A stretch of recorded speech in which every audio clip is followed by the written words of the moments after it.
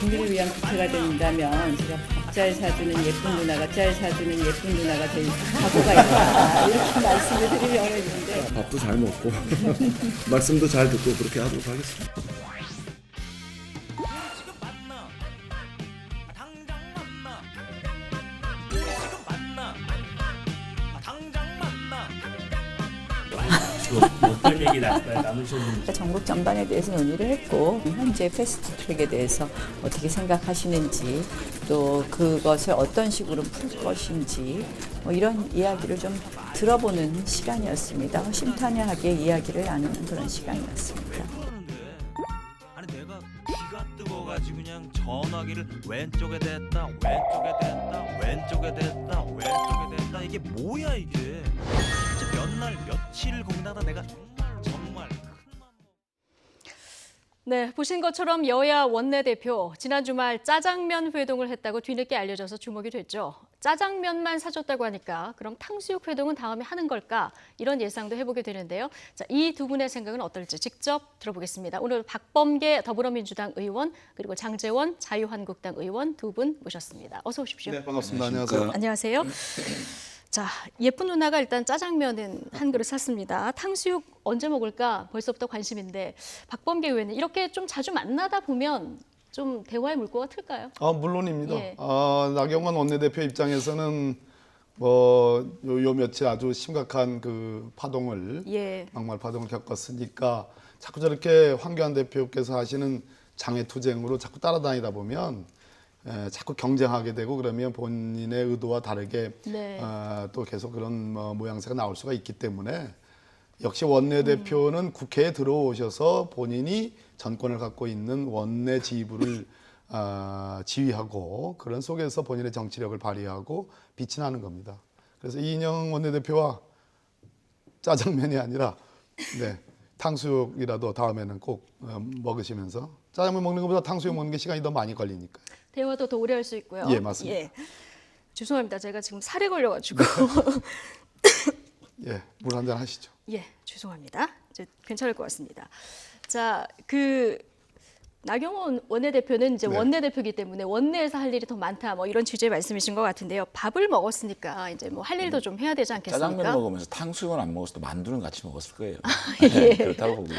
네. 제가 지난주에 나와가지고 이인영 대표의 성함은 거론을 안 했지만 이인영 대표가 되면 그래도 청와대의 입장만을 전달하는 그런 대표가 되지 않을 것이고 그래도 민주당의 영역을 좀 얘기를 해서 잘 할 것이라는 기대를 했고요.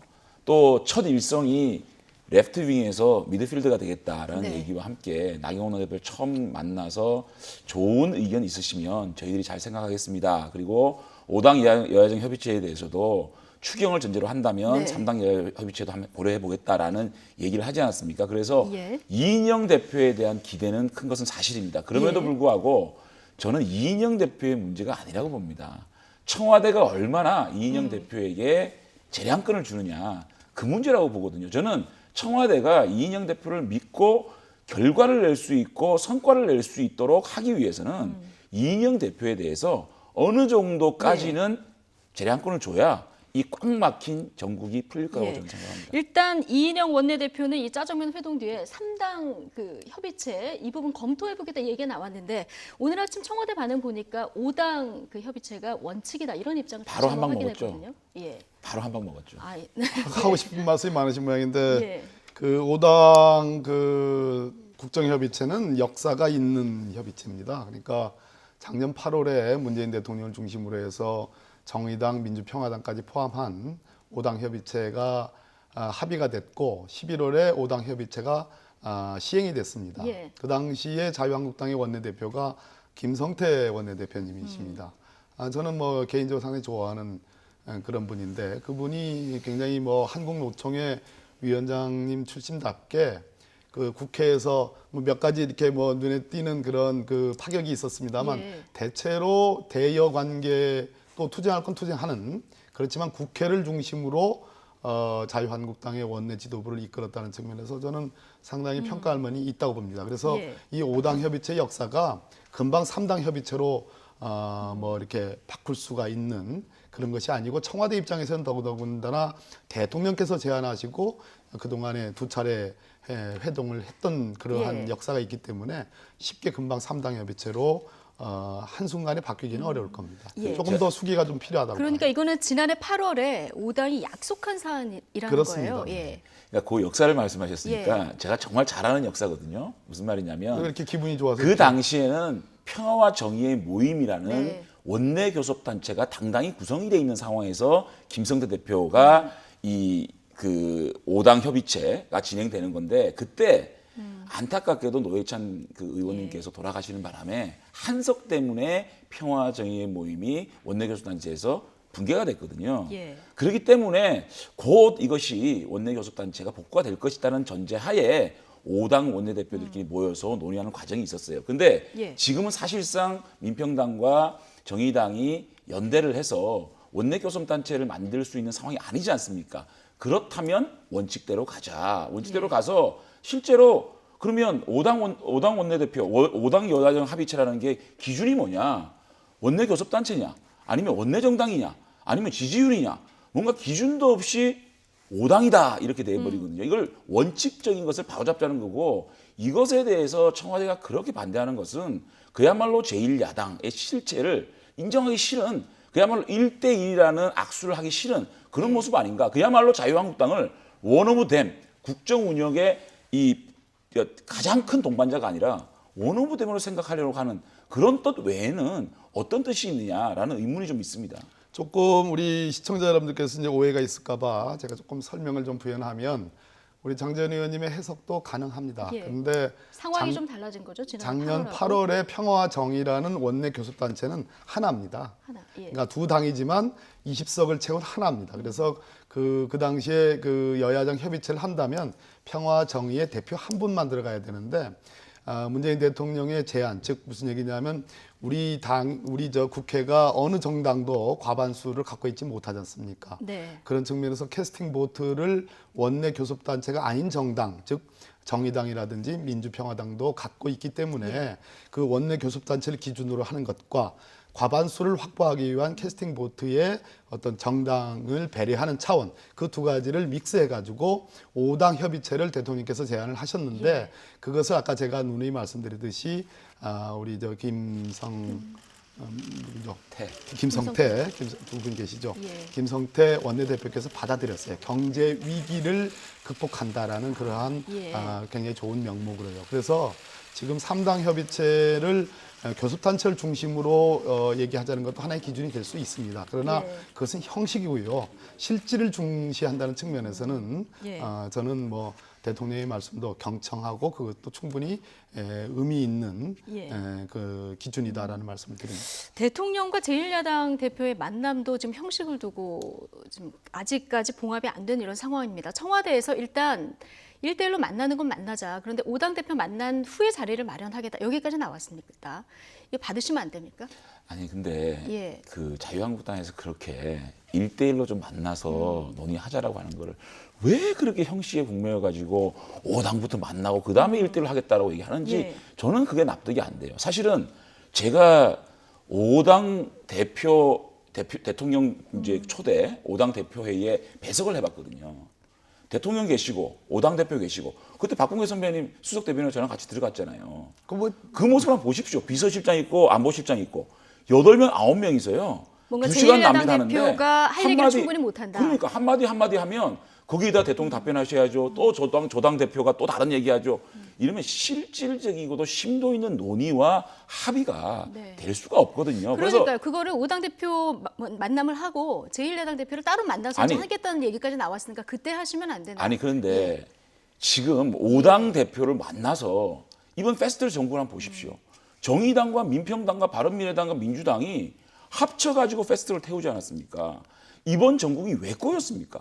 패스트 트랙 때문에 꼬인 겁니다.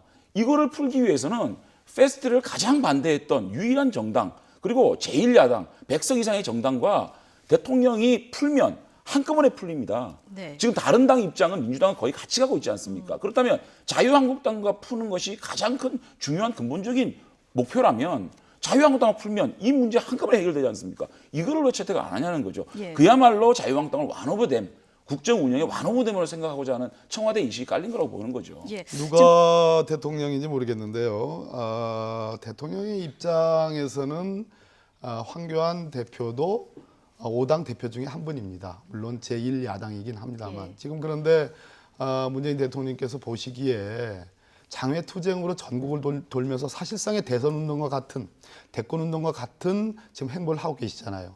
또 내용도 적어도 안보와 같은 부분에서 초당적 협력하겠다 이렇게 좀 마음에 드시는 말씀을 하는 게 아니라 안보부터 경제까지 모두가 다 대통령의 공격으로 지금 뭐 일관되고 있는 거 아니겠습니까? 그 와중에서 정말 그 나경원 원내대표가 있을 수 없는 문재인 대통령을 가장 사랑하는 가장 열성 지지자들을 정말 있을 수 없는 그런 망언을 한 거 아니겠어요?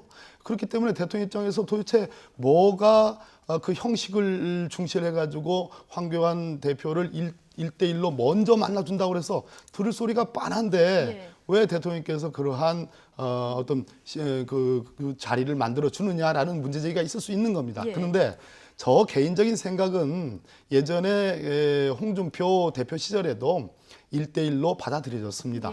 대통령도 받아들였고 홍준표 대표도 특별한 형식과 관계없이 만나서 얘기를 나눴습니다. 예, 마찬가지로 뭐 황교안 대표께서 정말로 제1야당의 대표로서 나는 장애투쟁만 하는 것이 아니다. 국민의 다수가 국회로 돌아와서 지금 머리를 맞대고 상의하라는 게 다수 여론이니까 그 뜻을 받들어서 문재인 대통령과 형식과 관계없이 5당 대표 회담이든 뭐 여야정 대표 회담이든 또는 뭐 그걸 축소한 3당 대표 회담이든 그거와 별개로 나에게 개인적으로 말씀드릴 수 있는 기회만 준다면 선후와 구분 없이 내가 말씀드리겠다라고 한다면 대통령께서 지금 오케이 하겠다는 얘기입니다. 그런데 왜 그렇게 형식이 굳이 나머지 4개 당은 그냥 들러리로 거꾸로 들러리로 세우고 유일하게 당은 자유한국당만 있는 것처럼 먼저 내가 대통령을 보지 않으면 이거는 아예 대화가 안 된다라고 얘기하는 것은 제가 보기에는 그 제1야당 독재예요. 아니 20대 국회에 들어와 가지고 가장 큰 충돌을 했습니다. 이럴 때는 대통령이 먼저 손을 내밀어야 됩니다. 자 보십시오. 5.18 광주 가는 황교안 대표 보고 이정미 대표가 뭐라 그런지 압니까 오늘? 사이코패스라고 그랬습니다. 그럼 역으로 우리는 이런 정당하고 대화를 해야 됩니까? 그리고 이제는요. 이쯤 이렇게 꽉 막혀 있으면 민주당이나 대통령께서 이제는 좀 큰 그림을 그리셔야 돼요. 자유한국당하고 얘기한 다음에 민평당과 정의당은 또 나름대로 대통령과 민주당이 그들과 대화 나눌 수 있는 민주당이 지금은 집권 여당으로서 무한 책임을 가지고 리더십을 발휘해야 돼요. 자유한국당이 가장 큰 반대를 하고 있기 때문에 이분들을 끌어안고 그다음에 여기서 논의되고 내용들 합의된 내용들은 민평당과 정의당을 설득할 수 있는 그런 좀 어렵지만 그런 리더십을 발휘해야 된다고 저는 생각합니다. 만약에 제가 한번 좀 중간적인 절충안을 한번 낸다면요. 오늘 제 말이 조금 좀 가만히 됐으면 좋겠다는 바람까지 담아서 문재인 대통령이 주도했던 작년 8월과 11월에 여야정 협의체는 5당 원내대표들과의 회동이었습니다. 실제로 국회에서 지금 뒷받침해야 될 입법적으로 뭐 그것은 세계의 패스트트랙 안뿐만 아니라 민생 법안도 그렇고 남북 회담의 지금 교착 상태를 타개하기 위해서도 그렇거든요. 그래서 5당 원내대표를 중심으로 하는 그 여야정 협의체는 가동을 하되 황교안 대표가 지금 별도로 지금 저 정당의 대표 아니겠습니까? 그래서 자유한국당의 대표로서 국회에 복귀한다. 장애투쟁을 접고 국회에 복귀한다라고 말씀을 해주신다면 저는 대통령께서 얼마든지 뭐 형식과 관계없이 뭐 진지하게 만나 줄 수도 있을 거 아닌가. 그러나 반드시 그 전제는 장애투쟁을 접고 국회로 돌아온다라는 것이 전제돼야 되지 않을까. 간단하게 역으로 좀 제안할게요. 짧게요. 나름의 중재안을 지금 내놓으셨는데. 중재안 그런 걸 떠나서 그것마저도 국회에 복귀하고 장애투쟁을 접는 그것마저도 대통령과 황교안 대표 간의 주제로 맡기는 게 어떨까? 사실은 주제라든지 격이라든지 이런 거 다 하지 말고 대통령과 황교안 대표의 대화 속에서 장애투쟁을 접을 수 있도록 그렇게 가는 게 정말 더 좋지 않겠습니까? 그거를 꼭 해야 된다는 전제 조건 말고 그냥 두 분한테 맡기자는 거죠. 우리 알겠습니다. 국민이 한 가지만 우리 국민이 박지원 원내대표께서 박지원 전 대표께서 뭐 아주 유연한 말씀을 하셨는데 저는 이기는 게 지는 거다. 바로 그 지점이 문재인 대통령과 박지원 전 대표의 차이점이라고 봅니다. 문재인 대통령은 지난 촛불을 겪으면서 가장 원칙적이고 소신에 충실한 분입니다. 그래서 그분에게 정말 그 원칙과 소신한 측면에서의 명분을 야당이 준다면 저는 대통령께서 받아들일 수 있다고 봐요. 예. 그런 측면에서 정말 지금 장외투쟁은 내용적으로 한번 자유한국당 입장에서야 뭐 시원하는지 모르겠지만 나머지 뭐 여야의 나머지 정당 또는 민주당을 기준으로 했을 때 문재인 예. 대통령 기준으로 했을 때 과연 황교안 대표께서 하고 다니시는 저 말씀이 대통령으로서 받아들일 수 있는 것인지를 한번 가슴에 손을 얹고 한번 생각을 해봐요. 잠깐만요. 제가 네. 우리 박봉계 의원님부터 말씀을 시작하셨거든요. 제가 간단하게 할게요. 여기까지만 듣고 그러면 다음 주제로 자유한국당의 넘어가겠습니다. 입장도 대통령과 민주당을 생각을 해보십시오. 인사 문제부터 시작해가지고 얼마나 많이 저희들을 짓밟았습니까? 이번에 패스트트랙까지. 그 다음에 짓밟아야지. 이해찬 대표가 저희들 뭐 도둑놈들이라고 그랬어요. 정말 야당을 제1야당을 좀 존중하고 그 입장을 역지사지해보는 민주당이 야당일 때의 생각을 좀 해보면서 저희를 같이 갔으면 좋겠다는 생각을 합니다. 네. 자, 협치 두 분 다 말씀을 하시는데 방향은 좀 다른 것 같아서요. 이게 뭐 1대1 영수 회담이 좀 형식을 뭐 구애받지 않고 이루어질지 이건 좀 저희가 지켜보도록 하고요. 어쨌든 황교안 한국당 대표는 지난번에 강조하셨죠. 민생 가운데점 투쟁 그렇습니다. 대장정 중이십니다. 자, 5.18 민주화 운동이 이제 사흘 앞으로 다가왔는데요. 황교안 대표 기념일 참석을 예고를 했습니다. 근데 석 달째 아직 해결하지 못한 숙제가 있죠. 5.18 망언 3인방에 대한 징계는 지금 어떻게 되고 있을까요? 차현주 앵커가 전해드립니다. 이번 주 토요일이 5.18 민주화 운동 기념일입니다. 자유한국당은 5.18 관련 망언 의원들에 대해 징계를 결정했었죠.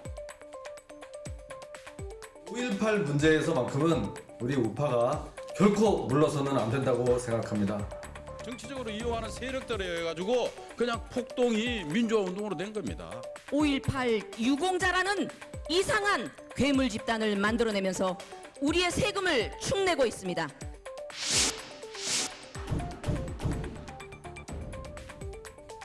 황교안 대표는 당대표 취임 이후에 절차대로 결론을 내겠다고 했었지만 징계를 처리할 일정은 아직도 잡혀있지 않습니다.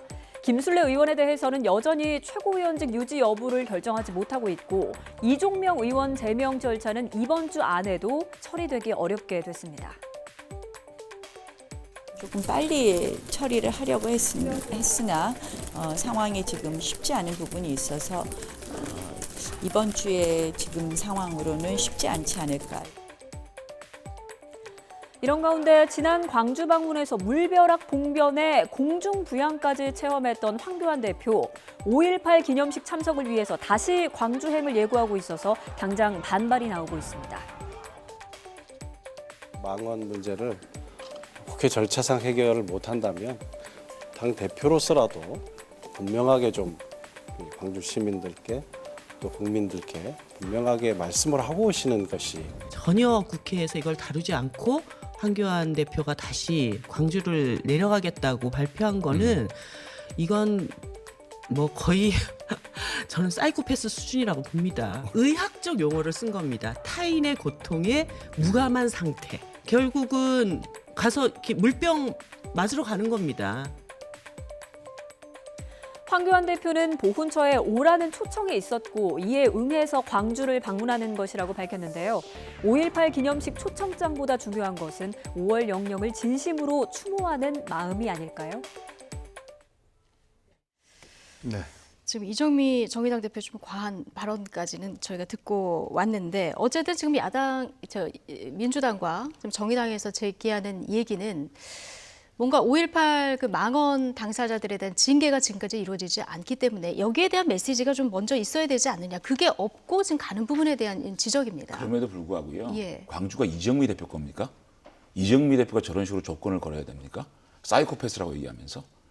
보훈처의 초청으로 제1야당 공당의 대표가 광주에 방문해서 5.18 추념식에 고개 숙여서 위로를 하고 참 조문을 표하러 가는 길입니다. 거기에도 대고 이렇게 막말을 퍼붓는 거, 이렇게 갈라치기 하고 물병 맞으러 가는 것이다, 두드려 맞으러 가는 것이다. 이렇게 얘기하는 거는 정말 옳은 일인가요, 정치 지도자들이? 예. 그러니까 이런 부분부터 저는 좀 다시 생각해야 되는 거고요. 저희 당이 김영삼 대통령께서 5.18 특별법을 만들고 5.18 민주모욕도 만들고 또 전두환 대통령 구속시키고 역사 바로 쓰기를 했습니다. 그 이후에 이해창 대표, 이명박 대통령, 박근혜 대통령 광주에 가서 5.18 추념식 때는 또 참 위로하고 또 같이 가슴을 아파하고 했습니다. 네. 그런 차원에서 황교안 대표가 가는 겁니다.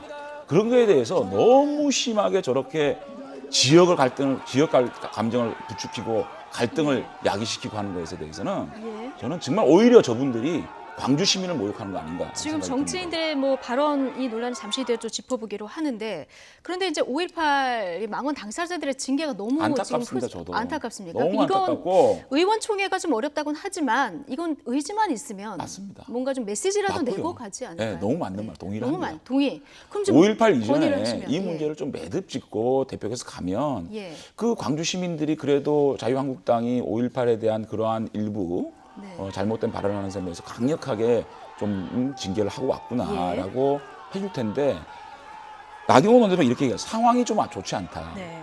제가 솔직히 말씀드릴게요. 만약에 의총에서 3분의 2가 찬성을 해야 됩니다.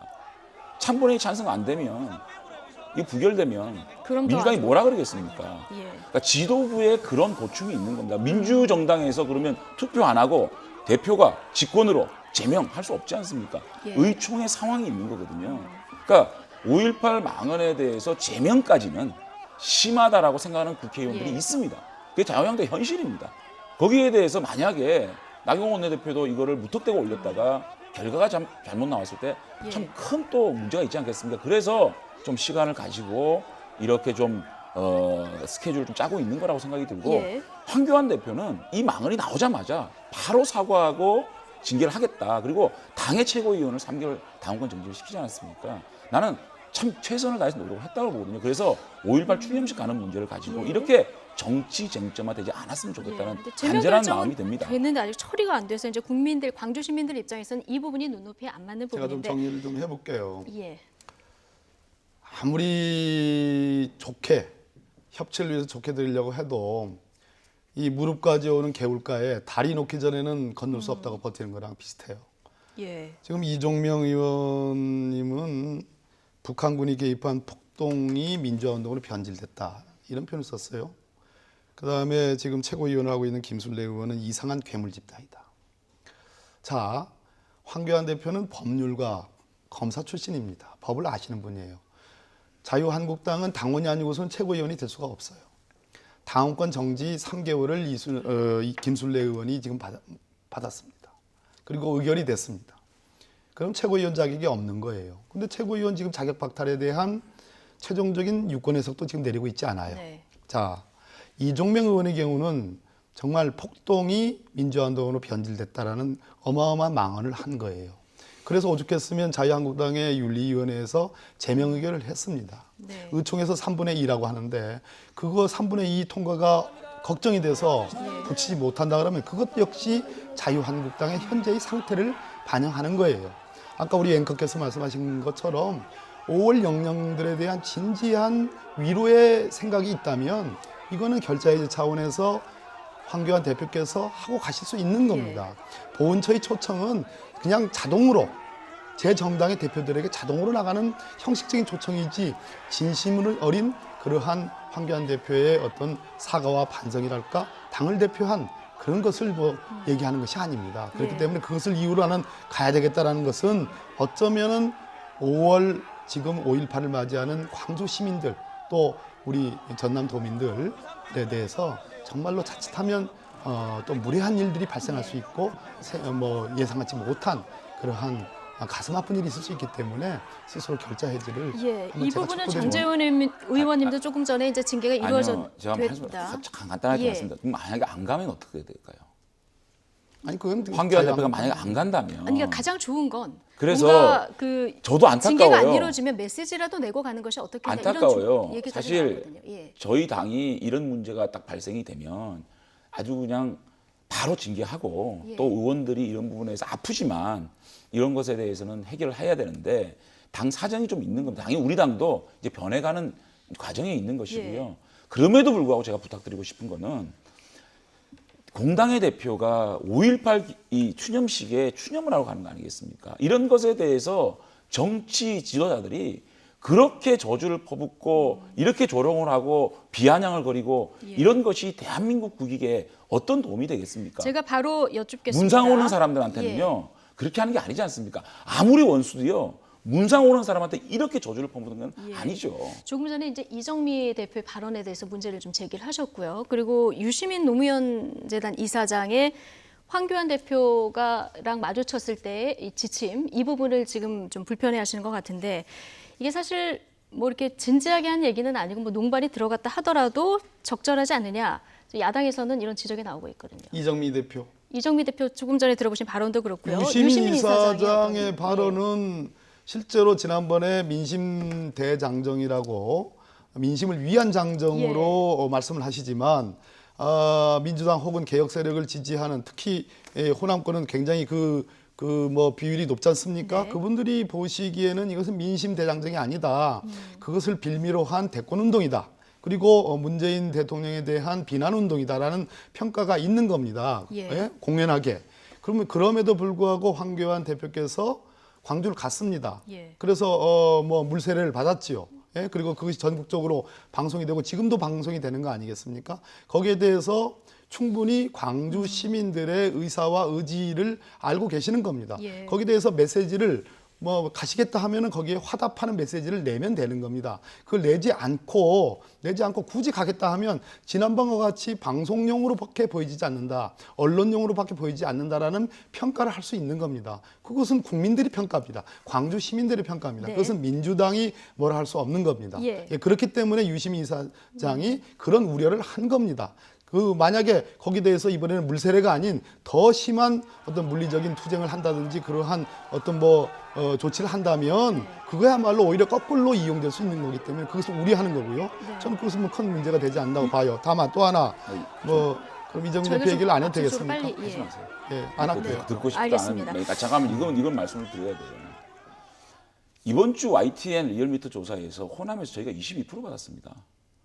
그분들이 이 패스트트랙 문제에 대해서 반대하고 계신 분이 계십니다. 그렇기 때문에 황교안 대표는 송정역에 가서 합법적인 기자회견과 자기의 목소리를 내고 온 겁니다. 물병을 던진 사람이 잘못된 것이지 합법적으로 얘기하고 기자회견을 하러 가는 황교안 대표가 잘못된 겁니까? 그렇게 생각하고요. 유시민 이사장의 정치적 위상을 생각해야 됩니다. 전직 장관이고 국회의원이고 지금 노무현 전 이사장입니다. 노무현 정신이 뭡니까? 동서화합을 하기 위해서 부산에서 그렇게 출마한 거 아닙니까? 그런데 유시민 이사장이 와가지고 황교안 대표가 얻어맞으러 왔다? 악수하지 마라? 눈 돌려라? 그렇게 얘기하는 게 그야말로 지역 갈등을 조장하고 지역 감정을 부추기는 아주 나쁜 행동을 생각합니다. 사과해야 됩니다. 유시민 알겠습니다. 이 얘기는 여기까지 하고요. 어쨌든 가도 안 가도 뭐라고 할 것이다 이런 얘기를 해주셨는데 이 광주 딜레마를 황교안 대표가 어떻게 풀지 좀 보고요. 딜레마가 아니라 저희들의 숙제고 운명입니다. 숙제고 운명이다. 그러니까 제가 이 숙제를 어떻게 풀지 좀 지켜보도록 하고요. 방송을 하면서 자유한국당은 리얼미터라는 여론조사 기관이 없었으면 어땠을까 하는 생각을 합니다. 이 얘기 잠시 뒤에 제가 그래가지고 아니요 지금 나온 김에 제가 방금 전에 인용을 하셨기 때문에 그렇게 말씀하시는데 문재인 대통령 집권 3년 차를 맞이해가지고 리얼미터 아닌 또 많이 정기적으로 하는 갤럽 아닌 다른 곳에서 5개 기관에서 각각의 여론조사가 있습니다. 문재인 대통령 지지율은 최대 51.8%에서 49.3%까지입니다. 근데 리얼미터만 유독 언급을 자유한국당 합니다. 민주당의 지지도를 봐도 리얼미터를 제외한 나머지 기관은 자유한국당과 최대 19%, 12% 차이가 납니다. 또 리얼미터를 얘기하시는데 리얼미터의 여택수 대표인가요? 그분이 좀 한번 이 방송을 좀 보시고 제가 보기에는 장외 투쟁을 하니까 결국은 ARS 여론조사에 의존하는 게 리얼미터인데요. 과대 포집이 되는 겁니다. 그러니까 즉 지지층이 결집하면 그런 현상이 나타나는 겁니다. 일단 그런데 대통령이 80% 지지율 받을 때 리얼미터 80%였거든요. 리얼미터가 조작한 겁니까? YTN이 그 객관성 없고 그렇게 잘 못하는 여론조사 기관에 외주를 줬을까요? 그때는 전 국민이 결집을 하는 거죠. 아니 그러니까 한국갤럽이 그렇게 나왔으면 우리가 리얼미터 한국갤럽 얘기하는 거 우리 리얼미터 저는 얘기하는 거예요. 한국갤럽 안 하고 지금 제가 얘기하는 건 한국 리서치, 코리아 리서치, 또 칸타 코리아, RN서치도 그렇고요. 그리고 중앙일보 자체 조사.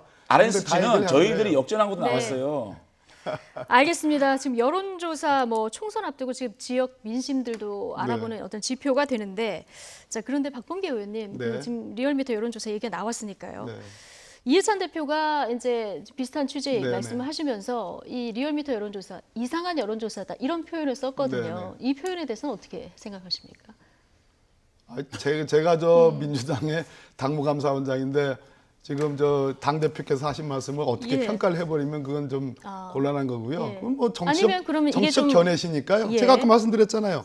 왜 그런 거 하니 리얼미터 말고도 정기조사를 하는 갤럽은 항상 지금까지 이번엔 더 벌어졌어요. 네. 저 민주당과 자유한국당의 차이가 15% 이상 더 벌어졌습니다. 네. 그 리얼미터와 갤럽이 아니더라도 제가 아까 말씀드린 5개 여론조사 기관에서 했는데 굉장히 차이가 많이 납니다. 근데 유독 자유한국당은 물론 그러고 싶죠. 팔이 안으로 굽고 뭐 보고 싶은 또 달만 보고 싶듯이 리얼미터만 그렇게 인용하는 거에 대해서 제가 얘기를 하는 겁니다. 그런데 저는 여론조사에 대해서 일희일비하지 말자라는 일희일비하지 안 돼요. 하면 안 되고요. 지금 그러니까 리얼미터가 요즘- 너무 그렇게 요즘, 얘기하지 마시라. 요즘 민주당 의원 나와서 하는 말씀하시는 거 보면 좀 뭔가 초조하고 뭔가 좀 불안하신 것 같아요. 여론조사가 막 절대 급격히 그렇잖아요. 떨어지고 막 이게 자유한국당 붙으니까 여론조사가 이상하다는 얘기까지 하시는 거 보니까 네. 옛날에는 여론조사가 지고지순하고 여론조사가 이거지 않습니까? 대통령의 지지율이 80%입니다 얘기하시는 분들이 세상에 리얼미터 여론조사를 가지고 이상하다라고 얘기하는 대표가 난 좀 이해가 안 되고요. 한번 여론조사 이런 수치 다 빼고요. 예. 지금 민심 나가보십시오. 지금 시중에 나가보십시오. 어떤 얘기를 하고 대한민국 민생과 경제에 대해서 우리 국민들이 얼마나 아우성치는지 실제로 나가보시면 체감이 되실 거라고 생각합니다. 거꾸로 자유한국당이 국정에 얼마나 발목을 잡고 있는지 한번 민심을 들어보세요. 국정의 책임은 집권당이 있습니다. 그것은 인정하지만 잘할 테니까 너무 걱정하지 무한 마시고 책임이 있습니다. 들어오세요. 무한 책임이 있습니다. 들어오세요. 들어오도록 만들어 주십시오. 말을 좀 네, 사회자 하겠습니다. 말씀하십시오. 예. 뭐 여론조사는 뭐 기관마다 방법도 다르고 이러니까요. 어떤 네. 결론이 나오는 건 뭐 여론조사마다 결과 YTN 굉장히 여주를 좋은데 편차가 좋겠죠. 큰 상황이고요. 그런데 뭐 이상한 여론조사 이해찬 대표 이런 얘기를 했는데 이상한이라는 표현을 한국당 나경원 원내대표도 썼습니다. 혹시 녹취가 준비됐으면 잠깐 듣고 가도 좋을 것 같은데요. 나경원 원내대표도 대구 장외 집회죠. 여기서 이상한 표 발언이 나왔습니다. 함께 듣고 오시겠습니다. 문재인 정부 2주년을 기념해서 되게 여론조사 기관들이 다 여론조사를 했는데 한 군데만 이상한 결과를 그 보도를 했고 나머지들은 되게 뭐 방송사도 그렇고 신문사도 그렇고 그 10 내지 15% 정도 차이가 나기 때문에 그 한나라당이 약간 상승한 건 사실이지만 그렇게 뭐 근접하거나 그런 건 전혀 사실이 아닙니다. 내년 총선에서 여러분 심판해 주십시오. 지난번에 아쉽게도 대구 경북에서는 약간 뭐 이상한 표가 있었어요. 내년에는 대구 경북 완전히 압승시켜 주시는 거죠. 그것만이 답입니다. 이해찬 대표의 얘기는 아까 얘기를 나눠봤으니까 나경원 원내대표 좀 이상한 표가 이상할 일은 없고요. 지금 뭐 대구에서 민주당 쪽을 지지한 그 유권자들을 향한 말인 것 같은데 찍은 분들한테는 좀 기분 나쁜 말일 수 있어요. 박국내 선배님이 아까 이해찬 대표 예. 이상한 얘기할 때 그게 정치적 멘트라 그러지 않았습니까? 나경원 대표도 정치적으로 얘기한 거죠. 그러니까 저희들한테 이제는 TK에서 좀 지지를 모아달라 그런 정치적 네. 얘기를 한 거고요. 저는 어떤 여론조사든 선거 결과든 간에 이걸 가지고 자신들의 유리한 방향으로 해석하고 얘기하는 것이 정당이고 정치인이잖아요. 왜냐하면 밴드웨건이라는 게 있기 예. 때문에. 근데 저는 이런 거를 다 떠나서 아까도 말씀드렸지만 현장에 나가보면 국민들의 민심을 느낄 수 있는 국회의원들이 왜 지역 국회의원들이 민심을 대변한다고 얘기합니까? 자기 지역구의 국민들을 많이 만나보고 네. 거기서 민심을 체감하지 않겠습니까? 저는 민심이 지금 경제 파탄, 민생 파탄에 대해서 정말 문재인 정부에 대해서 지금 혼을 내고 있다. 저는 이렇게 생각을 합니다. 예. 저기 대구 경북이 싹쓸이를 해왔죠 항상. 그래서 자유한국당 입장에서 지난 총선 그리고 보궐선거가 있었나요? 거기서 지금 김부겸 의원님하고 홍일학 의원님이 예. 민주당 의원님들이 두 분 계신 거에 대해서 아마 못 견디게 아마 지금 충격적인 일일 겁니다. 그래서 저것을 이상한 표라고 그랬는데 제 김부겸 의원님 지역과 제 처갓집입니다. 예. 근데 거기서 김부겸 의원님이나 홍일학 의원님 표를 던진 그분들도 국민이에요. 대구 시민이고요. 네. 그래서 제가 뭐 짧게 얘기하겠습니다. 빨리 나경원 대표님은 빨리 국회에 돌아오셔야 됩니다. 계속 갈수록 계속 이상한 말씀만 하게 됩니다. 이게 김부겸 의원님 지역구에 우리 천암 예. 사는데 또 그런 얘기 아니더라고요. 예. 뭐 민심은 들리는 대로 이렇게 듣는 겁니까? 예. 자, 지나갑시다. 어쨌든 대구 홍일학 의원은 대구 시민 자존심을 짓밟는 어떤 망발이다 뭐 이런 얘기까지 나왔는데요. 장외 집회 하다 보면 뭐 이 분위기라는 게 있긴 하겠습니다만은 요즘 최근에 너무 이런 논란이 되는 발언들이 많기 때문에 좀 정치인들의 발언은 항상 좀 신중해야 되지 않을까 그런 생각은 다시 한번 해보게 됩니다. 자, 박범계 더불어민주당 의원 그리고 장제원 자유한국당 의원 두 분과 오늘 함께했습니다. 고맙습니다. 네, 고맙습니다. 고맙습니다.